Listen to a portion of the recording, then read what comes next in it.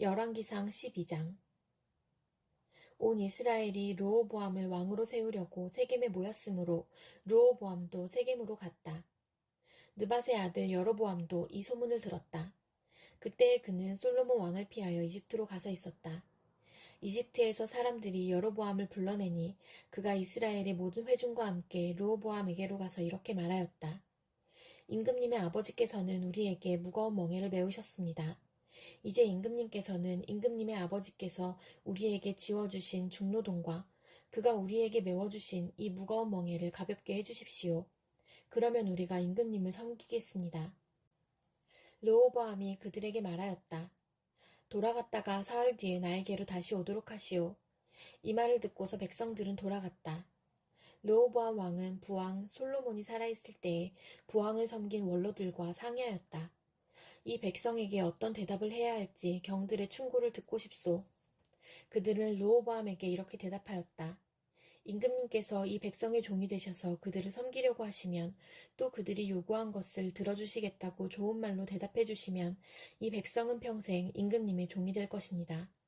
원로들이 이렇게 충고하였지만 그는 원로들의 충고를 무시하고 자기와 함께 자란 자기를 받드는 젊은 신하들과 의논하면서 그들에게 물었다.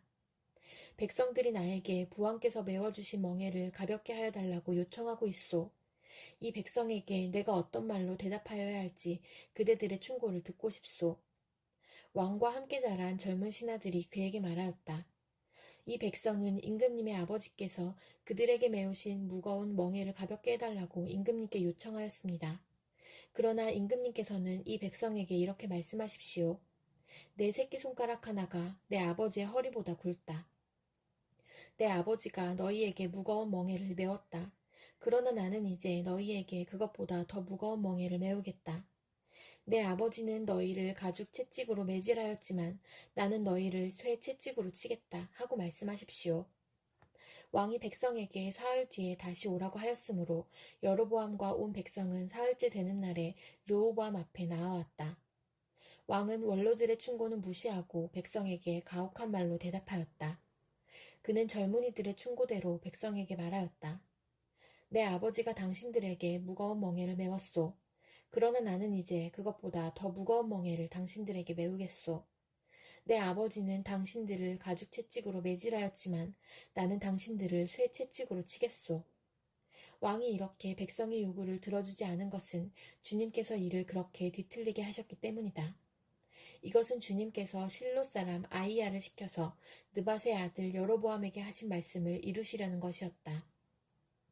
온 이스라엘은 왕이 자기들의 요구를 전혀 듣지 않는 것을 보고 왕에게 외쳤다. 우리가 다윗에게서 받을 몫이 무엇인가? 이새의 아들에게서는 받을 유산이 없다. 이스라엘아, 저마다 자기의 장막으로 돌아가라. 다윗아, 이제 너는 내 집안이나 돌보아라. 그런 다음에 이스라엘 백성은 저마다 자기의 장막으로 돌아갔다. 그러나 유다의 여러 성읍에 살고 있는 이스라엘 자손은 르호보암의 통치 아래에 남아있었다. 르호보암 왕이 강제노동 감독관 아도니람을 이스라엘 자손에게 보내니 온 이스라엘이 모여서 그를 돌로 쳐 죽였다. 그러자 르호보암 왕은 급히 수레에 올라서서 예루살렘으로 도망하였다. 이렇게 이스라엘은 다윗 왕조에 반역하여서 오늘에 이르렀다. 이 무렵에 온 이스라엘 백성은 여로보암이 돌아왔다는 소식을 듣고서 사람을 보내어 그를 총회로 불러왔으며 그를 온 이스라엘을 다스리는 왕으로 추대하였다. 그리하여 유다 지파만 제외하고는 어느 지파도 다윗 가문을 따르지 않았다. 르호보암이 예루살렘에 이르러서 온 유다의 가문과 베냐민 지파의 동원령을 내려 정병 18만 명을 선발하였다. 그래서 이스라엘 가문과 싸워서 왕국을 다시 솔로몬의 아들 르호보암에게 돌리려고 하였다. 그러나 그때 하나님께서 하나님의 사람 스마야에게 말씀하셨다. 너는 유다 왕 솔로몬의 아들 르호보암과 유다와 베냐민의 모든 가문과 그 밖에 나머지 모든 백성에게 이 말을 전하여라. 나 주가 말한다. 일이 이렇게 된 것은 내가 시킨 것이다. 너희는 올라가지 말아라. 너희의 동족인 이스라엘 자손과 싸우지 말고 저마다 자기 집으로 돌아가거라. 그들은 이러한 주님의 말씀을 듣고 주님의 말씀에 순종하여 모두 귀향하였다. 여로보암이 에브라임의 산지에 있는 세겜성을 도성으로 삼고 얼마 동안 거기에서 살다가 분우엘 성을 세우고 그리로 도성을 옮겼다. 그런데 여로보암의 마음에 잘못하면 왕국이 다시 다윗 가문으로 돌아갈지도 모른다는 생각이 들었다. 이 백성이 예루살렘에 있는 주님의 성전으로 제사를 드리려고 올라갔다가 그들의 마음이 그들의 옛 주인인 유다왕 르호보암에게로 돌아가게 되는 날이면 그들이 자기를 죽이고 유다왕 르호보암에게 돌아갈지도 모른다는 생각이 들었다. 왕은 국리를 한 끝에 금송아지상 2개를 만들었다. 그리고는 백성에게 이렇게 말하였다. 예루살렘으로 올라가는 일은 너희에게는 너무 번거로운 일이다. 이스라엘 백성들아, 너희를 이집트에서 구해주신 신이 여기에 계신다. 그리고 그는 금송아지 상 2개를 하나는 베델에 두고 다른 하나는 단에 두었다. 그런데 이 일은 이스라엘 안에서 죄가 되었다. 백성들은 저 멀리 단까지 가서 거기에 있는 그 한 송아지를 섬겼다. 여로보암은 또 여러 높은 곳에 산당들을 짓고 레위 자손이 아닌 일반 백성 가운데서 제사장을 임명하여 세웠다. 여로보암은 유다에서 행하는 절기와 비슷하게 하여 8째 달 보름날을 절기로 정하고 베델에다 세운 제단에서 그가 만든 송아지들에게 제사를 드렸으며 그가 만든 베델의 산당에서 제사를 집행할 제사장들도 임명하였다. 왕은 자기 마음대로 정한 8째 달 보름날에 베델에 세운 제단에서 제사를 드렸다. 그는 이스라엘 자손이 지켜야 할 절기를 이렇게 제정하고 자기도 그 제단에 분향을 하려고 올라갔다. 빌립보서 3장. 끝으로 나의 형제자매 여러분, 주 안에서 기뻐하십시오. 내가 같은 말을 되풀이해서 쓰는 것이 나에게는 번거롭지도 않고 여러분에게는 안전합니다. 개들을 조심하십시오. 악한 일꾼들을 조심하십시오. 살을 잘라내는 할례를 주장하는 자들을 조심하십시오. 하나님의 영으로 예배하며 그리스도 예수 안에서 자랑하며 육신을 의지하지 않는 우리들이야말로 참으로 할례받은 사람입니다. 하기야 나는 육신에도 신뢰를 둘만합니다. 다른 어떤 사람이 육신에 신뢰를 둘만한 것이 있다고 생각하면 나는 더욱 그러합니다. 나는 난지 8해 만에 할례를 받았고 이스라엘 민족 가운데서도 베냐민 지파요, 히브리 사람 가운데서도 히브리 사람이요, 율법으로는 바리새파 사람이요, 열성으로는 교회를 박해한 사람이요, 율법의 의로는 흠잡힐 데가 없는 사람이었습니다. 그러나 나는 내게 이루었던 것은 무엇이든지 그리스도 때문에 해로운 것으로 여기게 되었습니다. 그뿐만 아니라 내 주 예수 그리스도를 아는 지식이 가장 고귀하므로 나는 그 밖의 모든 것을 해로 여깁니다. 나는 그리스도 때문에 모든 것을 잃었고 그 모든 것을 오물로 여깁니다. 나는 그리스도를 얻고 그리스도 안에 있는 사람으로 인정받으려고 합니다. 나는 율법에서 생기는 나 스스로의 의가 아니라 그리스도를 믿는 믿음으로 말미암아 오는 의, 곧 믿음에 근거하여 하나님에게서 오는 의를 얻으려고 합니다. 내가 바라는 것은 그리스도를 알고 그분의 부활의 능력을 깨닫고 그분의 고난에 동참하여 그분의 죽으심을 본받는 것입니다. 그리하여 나는 어떻게 해서든지 죽은 사람들 가운데서 살아나는 부활에 이르고 싶습니다. 나는 이것을 이미 얻은 것도 아니며 이미 목표점에 다다른 것도 아닙니다. 그리스도 예수께서 나를 사로잡으셨으므로 나는 그것을 붙들려고 쫓아가고 있습니다. 형제자매 여러분, 나는 아직 그것을 붙들었다고 생각하지 않습니다. 내가 하는 일은 오직 한 가지입니다. 뒤에 있는 것은 잊어버리고 앞에 있는 것을 향하여 몸을 내밀면서 그리스도 예수 안에서 하나님께서 위로부터 부르신 그 부르심의 상을 받으려고 목표점을 바라보고 달려가고 있습니다. 그러므로 누구든지 성숙한 사람은 이와 같이 생각하십시오. 여러분이 무엇인가를 달리 생각하면 하나님께서는 그것도 여러분에게 드러내실 것입니다. 어쨌든 우리가 어느 단계에 도달했든지 그 단계에 맞추어서 행합시다. 형제자매 여러분, 다 함께 나를 본받으십시오. 여러분이 우리를 본보기로 삼은 것과 같이 우리를 본받아서 사는 사람들을 눈여겨보십시오. 내가 여러분에게 여러 번 말하였고 지금도 눈물을 흘리면서 말하지만 그리스도의 십자가의 원수로 살아가는 사람이 많이 있습니다. 그들의 마지막은 멸망입니다. 그들은 배를 자기네의 하나님으로 삼고 자기네의 수치를 영광으로 삼고 땅의 것만을 생각합니다. 그러나 우리의 시민권은 하늘에 있습니다. 그곳으로부터 우리는 구주로 오실 주 예수 그리스도를 기다리고 있습니다.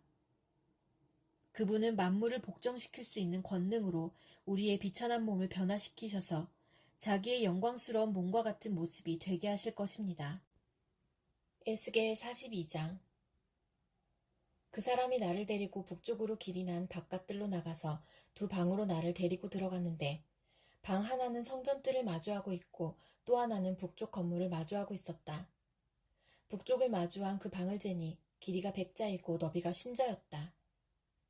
20자 되는 안뜰의 맞은쪽과 돌을 깔아 놓은 바깥뜰의 맞은쪽에는 3층으로 된 다락이 있었다. 또 그 방들 앞에는 내부와 연결된 통로가 있었는데 그 너비가 10자요 그 길이가 100자였다. 그 문들은 북쪽으로 나 있었다. 3층의 방들은 가장 좁았는데 1층과 2층에 비하여 3층에는 다락들이 자리를 더 차지하였기 때문이다. 이 방들은 3층이어서 바깥 마당에 현관에 있는 기둥과 같은 기둥이 없었으므로 3층은 1층과 2층에 비하여 더 좁게 물려서 지었다. 이 방들 가운데 한 방의 바깥담, 곧 바깥뜰 쪽으로 이 방들과 나란히 길이 50자가 되는 바깥담이 있었다. 바깥뜰을 마주하고 있는 방들의 길이는 50자였고 성전을 마주하고 있는 방들의 길이는 100자였다. 이 방들 아래층에는 동쪽에서 들어오는 문이 있었는데 바깥뜰에서 그리로 들어오게 되어 있었다. 뜰을 둘러싼 벽이 바깥뜰에서 시작되었다. 건물 앞 빈터 남쪽으로도 방들이 있었다. 이 방들 앞에도 통로가 있는데 그 모양이 북쪽에 있는 방들과 같은 식으로 되어 있고 길이와 너비도 같고 출입구 모양과 구조도 같고 문들도 모두 마찬가지였다. 이 남쪽에 있는 방들 아래 안뜰 담이 시작하는 곳에 출입구가 있었다. 동쪽에서 들어오면 빈터와 건물 앞에 이 출입구가 있었다. 그 사람이 나에게 일러주었다. 빈터 맞은쪽에 있는 북쪽 방들과 남쪽 방들은 거룩한 방들로서 주께 가까이 나아가는 제사장이 가장 거룩한 제물을 먹는 방이다. 그 방들은 거룩하기 때문에 제사장은 가장 거룩한 제물과 제물로 바친 모든 음식과 속죄 제물과 속건제의 제물을 모두 그 방에 두어야 한다. 제사장이 그 거룩한 곳으로 들어가면 그 거룩한 곳에서 직접 바깥들로 나가서는 안 된다. 그들이 주님을 섬길 때에 입은 옷이 거룩하기 때문에 그곳에서 자기들의 예복을 벗어놓고 다른 옷을 입은 다음에 백성이 모여있는 바깥들로 나가야 한다. 그 사람이 성전의 내부 측량을 마친 다음에 나를 데리고 바깥 동쪽 문으로 나와서 사면의 담을 측량하였다. 그가 장대로 동쪽 담을 재니 그 장대로 재어서 500자였다. 북쪽 담을 재니 그 장대로 500자였다. 남쪽 담을 재니 그 장대로 500자였다. 그가 서쪽으로 와서 서쪽 담을 재니 그 장대로 500자였다. 그가 이렇게 성전의 사방을 재니 사방으로 담이 있어서 길이가 각각 500자였다. 그 담은 거룩한 곳과 속된 곳을 갈라놓았다. 시편 94편. 주님, 주님은 복수하시는 하나님이십니다. 복수하시는 하나님, 빛으로 나타나십시오. 세상을 심판하시는 주님, 일어나십시오. 오만한 자들이 받아야 할 마땅한 벌을 내리십시오. 주님, 악한 자들이 언제까지 승전가를 부르게 하시겠습니까? 사악한 자들이 거만하게 말하며 그들이 모두 다 거드름을 피웁니다. 주님, 그들이 주님의 백성을 짓밟으며 주님의 택하신 민족을 괴롭힙니다. 그들은 과부와 나그네를 죽이고 고아들을 살해하며 주가 못 본다. 야곱의 하나님은 생각지도 못한다 하고 말합니다. 백성 가운데서 미련한 자들아 생각해보아라. 어리석은 자들아 너희는 언제나 슬기로워지겠느냐. 귀를 지어주신 분이 들을 수 없겠느냐. 눈을 빚으신 분이 볼 수 없겠느냐. 문나라를 꾸짖으시는 분이 벌할 수 없겠느냐. 무사람을 지식으로 가르치는 분에게 지식이 없겠느냐. 주님께서는 사람의 속생각이 허무함을 아신다. 주님께서 꾸짖으시고 주님의 법으로 친히 가르치시는 사람은 복이 많은 사람입니다. 이런 사람에게는 재난의 날에 벗어나게 하시고 악인들을 묻을 무덤을 팔 때까지 평안을 주실 것입니다. 주님께서는 주님의 백성을 외면하지 않으시며 주님이 소유하신 백성을 버리지 않으실 것입니다. 판결은 반드시 정의를 따를 것이니 마음이 정직한 사람이 모두 정의를 따를 것입니다. 누가 나를 위하여 일어나서 악인을 치며 누가 나를 위하여 일어나서 행악자들을 대항할까? 주님께서 나를 돕지 아니하셨다면 내 목숨은 벌써 적막한 곳으로 가버렸을 것이다. 주님, 내가 미끄러진다고 생각할 때에는 주님의 사랑이 나를 붙듭니다. 내 마음이 번거로울 때에는 주님의 위로가 나를 달래줍니다. 악한 재판장이 주님과 사귈 수 있습니까? 율례를 빌미로 제나를 만드는 자가 주님과 어울릴 수 있습니까? 그들은 모여서 의인의 생명을 노리며 무죄한 사람에게 죄를 씌워 처형하려 합니다. 주님은 나의 요새, 나의 하나님은 내가 피할 반석이시다. 그들의 죄를 그들에게 물으시며 그 악함을 벌하셔서 그들을 없애버리실 것이다. 주 우리 하나님께서 그들을 없애버리실 것이다.